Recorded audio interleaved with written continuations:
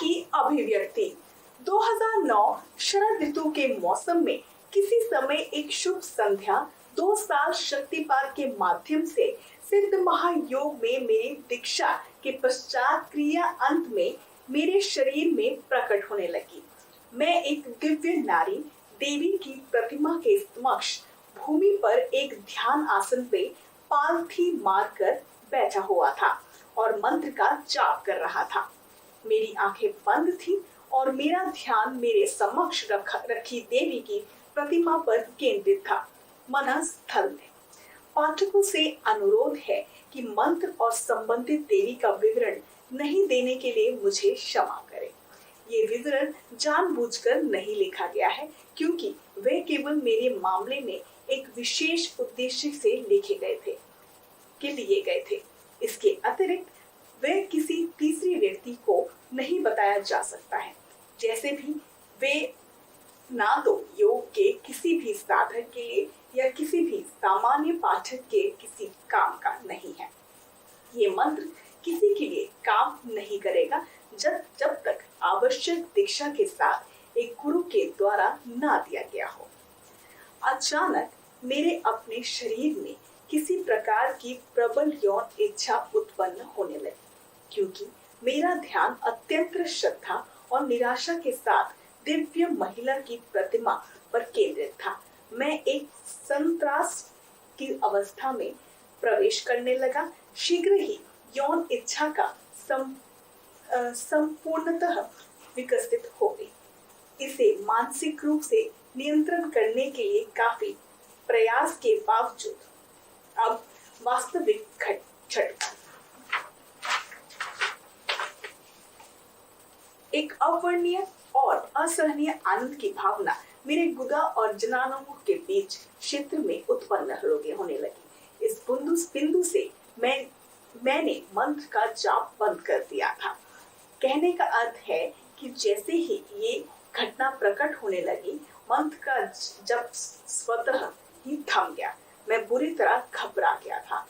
मुझे लगा जैसे मेरा मन मुझे एक पाप करने को बाध्य कर रहा है। मैं जो प्रतिक्रिया जनान क्षेत्र के पास अभिव्यक्त हो रही थी, उस पर कोई भी नियंत्रण करने का असमर्थ था।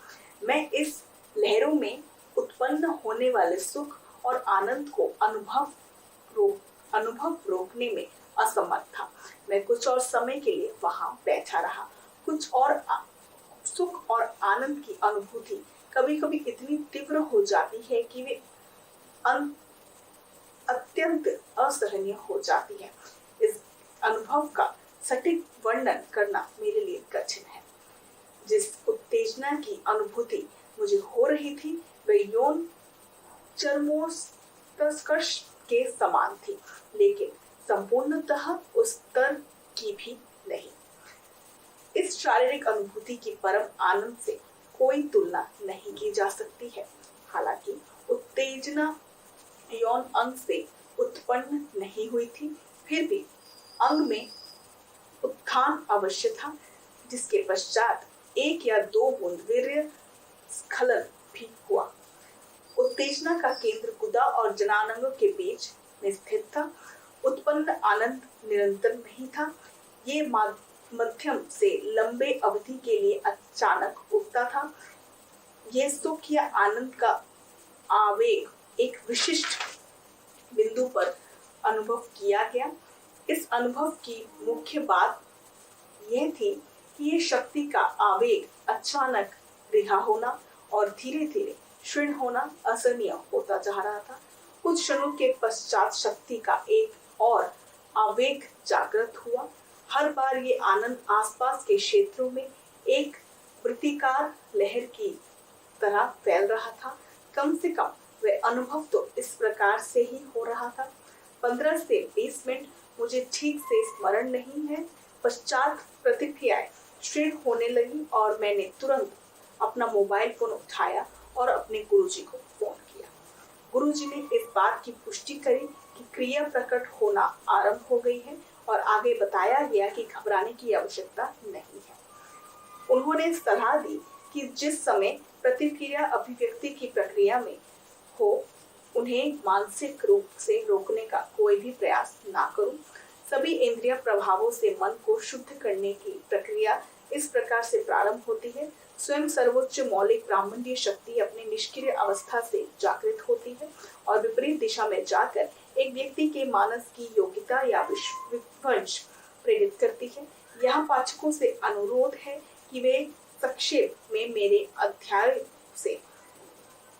में से मस्तिष्क मेरु प्रणाली के मेरे विवरण को स्मरण करें।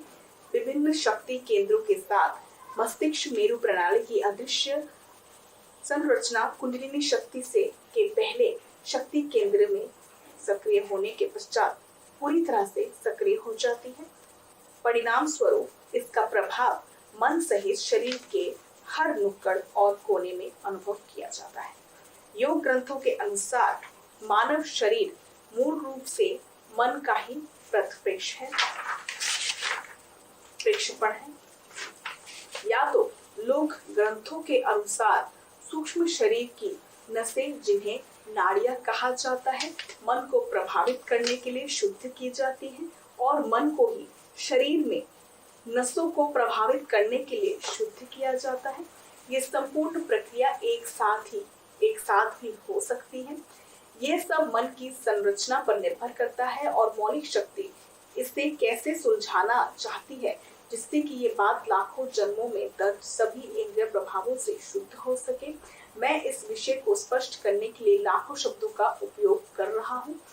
कोई नहीं बता सकता कि अतीत में कितने जन्म ले चुका है। इन प्रकार के अनुभव उसके पश्चात भी होते रहे। मैं हर दिन मंत्र जाप करने के लिए भूमि पर बैठता और इसी तरह की प्रतिक्रिया मेरे शरीर में प्रकट होती। यह 3 से 4 महीने तक चलता रहा। क्योंकि क्रिया अभिव्यक्ति की प्रक्रिया बहुत सुखद थी, मैं हर दिन बहुत गहरी रुचि के साथ मंत्र जाप करता रहा। परिणाम स्वरूप मैं अपने शरीर में कुंडलिनी शक्ति की जागृति के बाद के प्रभावित सप्ताह के दौरान योग में तेजी से प्रगति कर रहा था।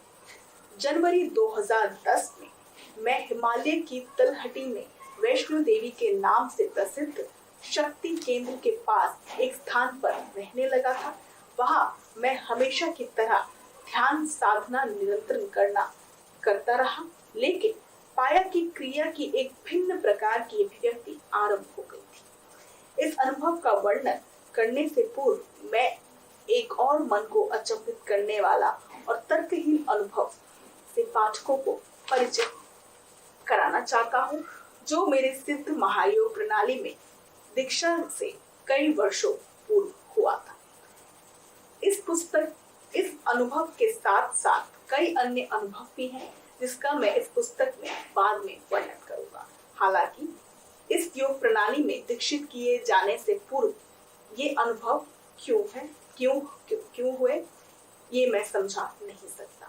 संभवतः पिछले जन्म में मुझे किसी योग प्रणाली में दीक्षित किया गया हो या फिर मैंने किसी और प्रकार की योग प्रणाली का अनुसरण किया हो। मैं विश्वास के साथ ये नहीं कह सकता और मैंने विनम्रता पूर्व ये पता लगाने के लिए अपने गुरु जी पर छोड़ दिया है।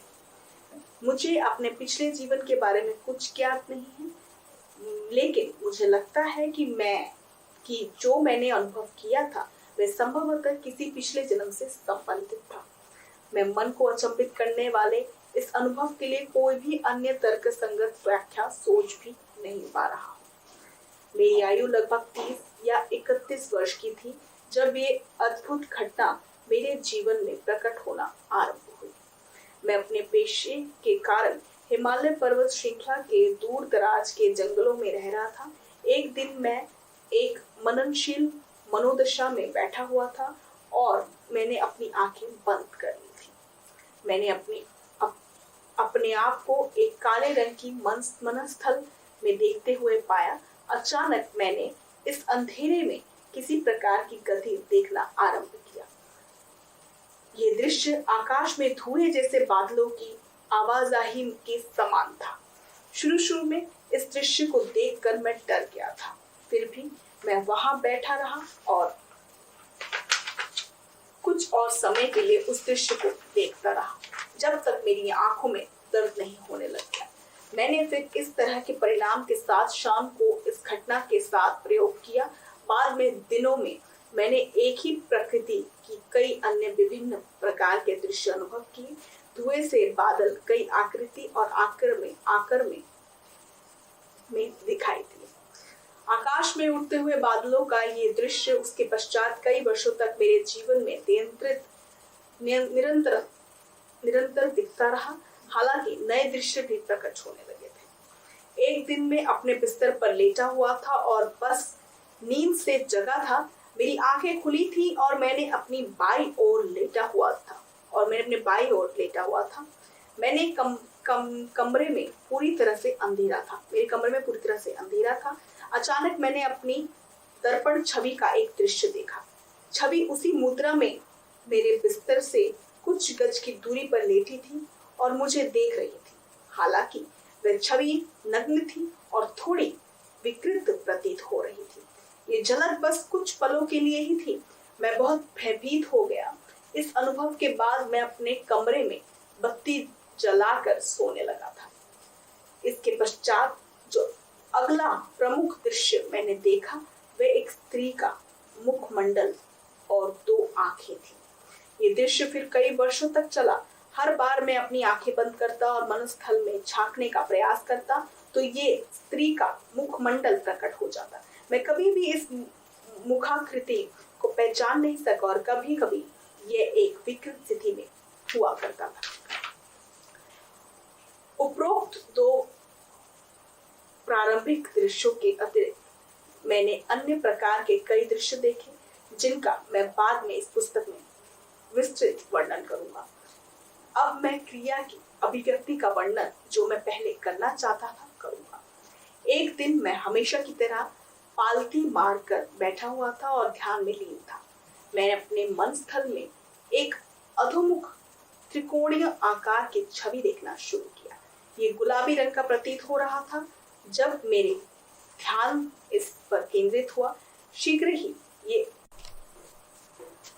मैं अब क्रिया की अभिव्यक्ति का वर्णन जो मैं पहले करना चाहता था करूंगा। एक दिन मैं हमेशा की तरह पालती मारकर बैठा हुआ था और ध्यान में लीन था। मैंने अपने मनस्थल में एक अधोमुख त्रिकोणीय आकार की छवि देखना शुरू किया। ये गुलाबी रंग का प्रतीत हो रहा था। जब मेरा ध्यान इस आकार पर केंद्रित था, शीघ्र ही ये अंतर्विस्त्र से ढके एक मादा जनांग अंग के रूप में प्रकट होने लगा। यहाँ मैं पाठकों को स्मरण कराना चाहूंगा कि एक अधोमुख त्रिकोण मूल रूप से मादा जनांग अंग के साथ जुड़े शक्ति का प्रतीक है। भारत में शाक्तपंथी या शक्ति भक्तों के ग्रंथों के अनुसार किसी भी साधक के लिए योग के अभ्यास के दौरान कई बाधाएं उत्पन्न होती हैं। सामान्यतः ये बाधाएं काम क्रिया से संबंधित विचार, धन और स्वभावतः अन्य सांसारिक मुद्दे जैसे कि नैतिकता, पाप आदि से संबंधित होती है। सर्वोच्च मौलिक शक्ति कई प्रकार की प्रतिक्रियाएं प्रकट करके सुनिश्चित करती है कि यह सब धूल साफ हो जाएं। ये प्रतिक्रियाएं साधक के चरित्र जो वे संचित करने में सफल रहा है पर आधारित होती हैं। एक और दिन में बिस्तर पर पालती मारकर बैठा हुआ था और ध्यान में लीन था। लगभग 1 घंटे के पश्चात एक दिव्य स्त्री का रूप मेरे मनस्थल में दिखने लगा। ऐसा प्रतीत हो रहा था कि जैसे ये आकृति मेरी मुख के निकट आ रही थी। मानसिक रूप से मैंने उस आकृति को दूर भगाने का प्रयत्न किया। अब यह शक्तिपात पद्धति में अभ्यास से सिद्धांत के विरुद्ध है। क्रिया का प्रतिरोध या उसे किसी सर्वेक्षित प्रयास से नहीं रोकना चाहिए। मैंने मानसिक रूप से दिव्य स्त्री की आकृति का विरोध करके इस सिद्धांत का उल्लंघन किया था। परिणाम स्वरूप वह दिव्य स्त्री की आकृति मेरे मनस्थल से लुप्त हो गई। हालांकि इसके बाद विचित्र से सांप जैसे जीवन प्रकट होने लगे। वो काटने के लिए मेरे मुख के निकट आ रहे थे। इस बार मैं किसी भी प्रकार से गंभीर मानसिक व्याकुलता के बावजूद अपने आप को संभाल रहा था। ये स्थिति कुछ मिनट तक चली और उसके पश्चात दिव्य स्त्री की आकृति एक बार फिर से दिखाई देने लगी। इस बार जब वह दिव्य स्त्री की आकृति मेरे निकट आई तो मैं बस एक मुख दर्शक के रूप में बैठा रहा। मैंने मन का एक भाग क्रिया को मेरे मनस्थल में काम करने की अनुमति हेतु मुझे प्रोत्साहित करने का प्रयत्न कर रहा था, और मेरे मन का एक और भाग मुझे याद दिला रहा था कि मनस्थल में इस क्रिया को अनुमति देना सर्वोच्च स्तर का पाप था। इस प्रकार मेरा मन दो चरम सीमाओं से अलग थलग हो गया था। मैं एक संत और पापी होने के बीच एक बहुत पतली रेखा पर चल रहा था। पुण्य और पाप के बीच का अंतर तेजी से धुंधला होता जा रहा था। जो मैं अनुभव कर रहा था वह सर्वोच्च बल द्वारा सभी इंद्रिय प्रभावों की शुद्धि थी, और मैं बस एक साक्षी के रूप में देख रहा था जब यह क्रिया मेरे समक्ष प्रकट हुई। एक बच्चा जब चलना सीखता है तो उसे एक पहिया गाड़ी की आवश्यकता होती है। एक बार जब बच्चा चलना सीख लेता है तो पहिया गाड़ी आगे और प्रगति में एक बाधा बन जाती है। बच्चा दौड़ना नहीं सीख सकता है जब तक कि वह एक पहिया गाड़ी को त्याग नहीं देता है। यही सभी धार्मिक प्रणालियों, दर्शन, सिद्धांतों आदि के साथ भी है। एक मनुष्य शरीर में रीढ़ के आधार पर बैठी निष्क्रिय कुंडलिनी शक्ति की जागृति के पथ पर इन स्रोतों में से सभी का सहारा ले सकता है। हालांकि एक बार जब लक्ष्य प्राप्त हो जाता है तो सभी मंदिर, देवता, देवी आदि एक क्षण में चले जाते हैं। मुझे इन मन को अचंभित करने वाली घटनाओं के बारे में और विस्तार से बताने दीजिए। इस संसार में प्रत्येक व्यक्ति का एक विशिष्ट रूप से संचरित दिमाग है। व्यक्ति के अद्वितीय चरित्र के आधार पर परम दिव्यता भी एक अनोखे रूप में आशीर्वाद की वर्षा करती है। यदि एक व्यक्ति को धन एकत्र करने की आदत है तो जब दिव्यता अपने आशीर्वाद की वर्षा बरसाएगी वे व्यक्ति के जीवन से सभी धन को हटाने के द्वारा प्रकट होगी। प्राचीन संस्कृति ग्रंथों के अनुसार ये सर्वशक्तिमान से एक विशेष कृपा है, विशेष रूप से उन लोगों के लिए जो बहुत अधिक धन एकत्र करने के पथ पर थे। यहाँ मैं पाठकों को सूचित करना चाहता हूँ कि संस्कृत ग्रंथों के अनुसार धन का पीछा करना भी सर्वशक्तिमान से मिलने का एक पथ है। मैं आगे इस बिंदु को स्पष्ट करने के लिए प्राचीन ग्रंथों से एक छोटी सी रोचक कहानी पाठकों को बताना चाहता हूँ। एक संस्कृत विद्वान था जो बहुत धार्मिक था, लेकिन उसे सब शास्त्रों के अपने ज्ञान पर गर्व था। एक दिन जब इस सज्जन ने एक मंदिर में प्रवेश किया तो उन्हें गहरा झटका लगा। जब एक बूढ़े आदमी को मंदिर के अंदर भगवान की एक मूर्ति पर पैर रख के भूमि पर सोता पाया, एकदम क्रोधित होकर वे गए और उसको झकझोर दिया। बूढ़े आदमी से सरलता से कहा कि उसकी आंखों में दोष के कारण वह देख नहीं सकता है, और उसे विद्वान से आग्रह किया कि वह उसके पैरों को हटाने में उसकी मदद करे और किसी दूसरे स्थान पर रख दे जहाँ कोई भी दिव्य मूर्ति ना हो। उस विद्वान के सदमे और आश्चर्य का ठिकाना न रहा जब उसने उस बूढ़े आदमी के पैरों को जिस भी दिशा में रखने का प्रयत्न किया, दिव्य मूर्तियां हर ओर प्रकट होने लगी। परमेश्वर ने विद्वान पर दिव्य आशीर्वाद की बौछार करते हुए इस बूढ़े आदमी से मिलने की यह व्यवस्था की। वह जो योग के इतनी अत्यधिक उन्नत अवस्था में था कि किसी भी प्रयास के बिना एक क्षण में संस्कृत विद्वान को विनम्र कर दिया। इस प्रकार का मन नाटकीय रूप से परिवर्तित हो जाता है जब इस प्रकार की घटनाएं योग साधक के साथ होती है। व्यक्ति जिस प्रकार का चरित्र संचित करने में सफल रहा है उस पर ही आगे कुछ घटित होगा। यदि योग साधक इस प्रकार की घटना के बाद भी देवी देवताओं को छोड़ने का इच्छुक नहीं है, फिर आगे की प्रगति नहीं हो सकती है। मन उच्च स्तर तक उन्नत नहीं होगा। देवी देवताओं प्रगति में एक बाधा बन जाएंगे। मंदिर और धार्मिक स्थल साक्षात आत्मा की स्वतंत्रता के लिए बेड़ियां बन जाएंगे। मेरे कहने का तात्पर्य है कि एक विशेष रूप में भगवान की पूजा आखिरकार समाप्त हो जानी चाहिए। यदि योग साधक इस प्रकार की घटना के बाद भी देवी देवताओं को छोड़ने का इच्छुक नहीं है, फिर आगे की प्रगति नहीं हो सकती है। मन उच्च स्तर एक तक उन्नत नहीं होगा। देवी देवता प्रगति में एक बाधा बन जाएंगे। मंदिर और धार्मिक स्थल शाश्वत आत्मा की स्वतंत्रता के लिए बेड़ियां बन जाएंगे। मेरा कहने का तात्पर्य है कि एक विशेष रूप में भगवान की पूजा आखिरकार समाप्त हो जानी चाहिए। मन एक निरंकार दिव्यता की ओर आकर्षित होना चाहिए जो सर्वव्यापी है और एक मंदिर की परिधि तक ही सीमित नहीं है। यहाँ मैं सभी पाठकों को सूचित करना चाहता हूँ कि मन पर क्रिया का वास्तविक प्रभाव और परिवर्तन किस प्रकार से लाया जाता है साधक के अद्वितीय चरित्र पर निर्भर करता है।